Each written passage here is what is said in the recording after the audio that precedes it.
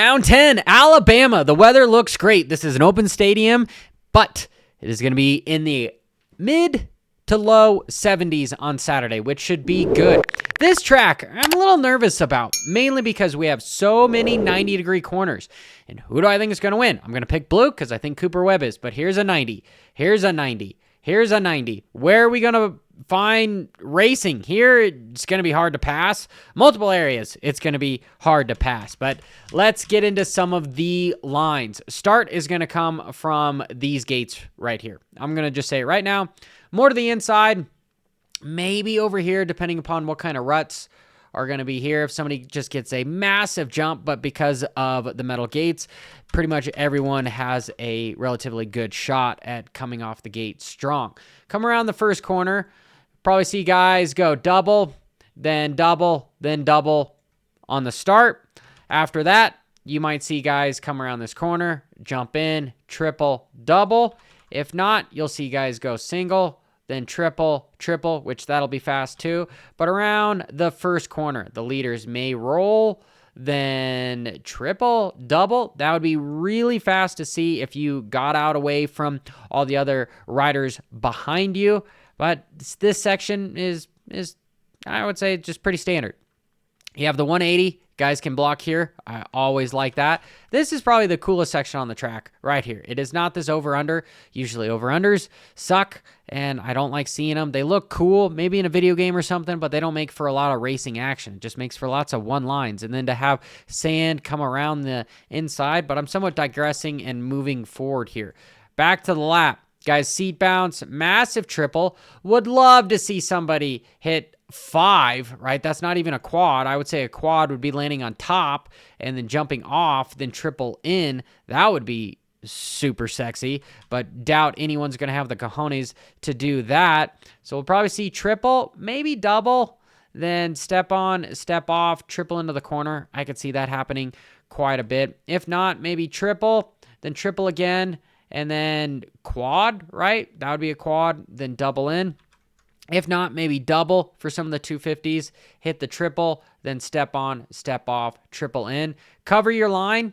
Small segue. Coach Rob with Complete Racing Solutions has a deal going on where it's starting at just $30 a month. You've got youth-specific programs from express workouts to riders with busy schedules to massive amounts of knowledge for on and off the motorcycle, strength and flexibility, nutrition and hydration. Make sure you head over to CompleteRacingSolutions.com and check out his membership page.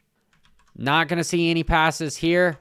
Again, we can maybe see some passes with guys having different rhythms here. I really like this section. This is a very thought out section. You know, riders are able to take different lines here. This next corner, this 90, you'll see guys roll, then jump, then triple, then single into the corner. They may be able to come around here and step over. Okay, then step again, then triple into the corner, into the whoops. You want to rail the outside. Somebody might come up on the inside and pass guys here with a nice block pass. That is something to watch out for.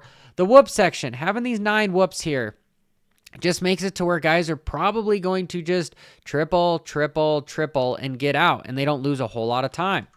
You can maybe block somebody here if you get onto the inside of them, but most guys, I believe, are probably going to cover their line there.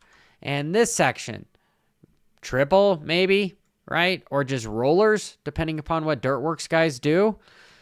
And it's pretty blah, I would say. And then you have the step over, then the one line around here. Could somebody maybe squeeze somebody on the inside here? Yeah, maybe. But then this section here, you've got to roll, then jump over, then jump.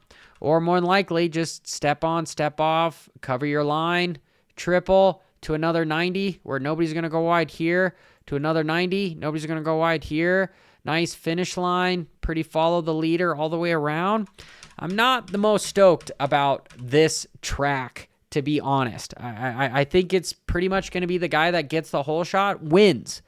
I don't think there's going to be a whole lot of passing going on in either class. If so, I would say it's going to be this section here, and maybe if you can just get a better run through some of the small whoops. But I really want to see 2 whoop sections. If we're going to do this 9 whoop rule, let's do 2 whoop sections. Somehow get rid of this and get 2 whoop sections. Whoop section back to back, then come over here. That would make this track much more exciting. Whoop section, then just come through here, then have another, then come back here, right? That to me would be a much more racing-ish type of a track where you get rid of the majority of the 90s and you make these nice 180 and you give these guys some opportunity to be able to pass each other with the whoops. Make them 2 different consistencies too. Have these ones be skid loaded and then the other ones be dozer, right? That would be cool. Anyway, this is Johnny Hopper. Let's have a good race weekend. Until next time, keep it WFO. Bra-da-da-da-da.